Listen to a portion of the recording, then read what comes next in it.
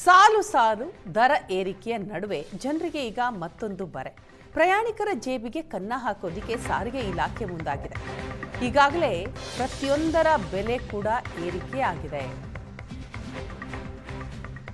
BMTC, KSRTC ಬಸ್ಗಳ ticket ದರ ಏರಿಕೆ ಪಕ್ಕಾ ಅಂತ ಹೇಳಲಾಗ್ತಾ ಇದೆ.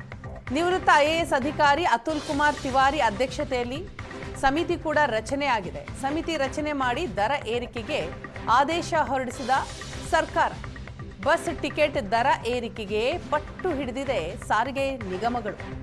ಎಷ್ಟು ದರ ಏರಿಕೆ ಮಾಡಬೇಕು ಅಂತ ವರದಿ ನೀಡಲು ಸಮಿತಿಗೆ ಸೂಚನೆ ಕೊಡಲಾಗಿದೆ. 44% ಏರಿಕೆಗೆ ಬಿಎಂಟಿಸಿ, 33% ಏರಿಕೆಗೆ ಕೆಎಸ್ಆರ್ಟಿಸಿ ಪ್ರಸ್ತಾವನೆಯನ್ನ ಇಟ್ಟಿದೆ.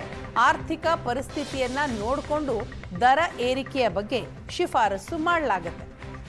ಹಾಗಾಗಿ ಇದರ ಹೊರೆ ಜನಸಾಮಾನ್ಯರ ಮೇಲೆ ಸಾಲು ಸಾಲು ಬೆಲೆ ಏರಿಕೆ ಇದೆ. ಇದರ ನಡುವೆ ಮತ್ತೊಂದು ಬರೆ ಎನ್ನೋ ಹಾಗೆ ಸಾರಿಗೆ ಇಲಾಖೆಯೂ ಕೂಡ ಟಿಕೆಟ್ ದರ ಏರಿಕೆಗೆ ಸಿದ್ಧತೆಯನ್ನ ಮಾಡಿಕೊಳ್ತಾ ಇದೆ. ಈ ಕುರಿತಾಗಿ ಸಮಿತಿ ಕೂಡ ರಚನೆಯಾಗಿದೆ. ಈಗ ಸಮಿತಿ ಕೊಡುವಂತಹ ವರದಿಯ ಆಧಾರದ ಮೇಲೆ ಬೆಲೆ ಏರಿಕೆ ಆಗೋದು ಪಕ್ಕಾ ಅಂತ ಹೇಳಲಾಗ್ತಾ ಇದೆ. ಸಮಿತಿಯಲ್ಲಿ ಯಾರಿದ್ದಾರೆ ಹಾಗಾದ್ರೆ?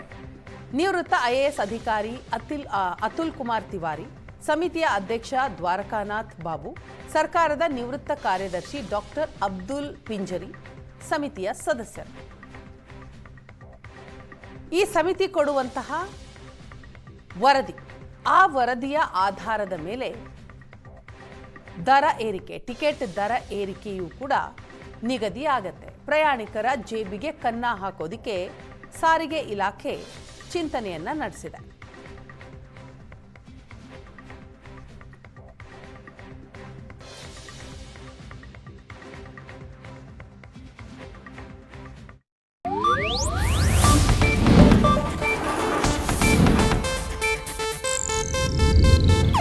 ಇದು ಏಷ್ಯಾನೆಟ್ ನ್ಯೂಸ್ ನೆಟ್ವರ್ಕ್ ಪ್ರಸ್ತುತಿ.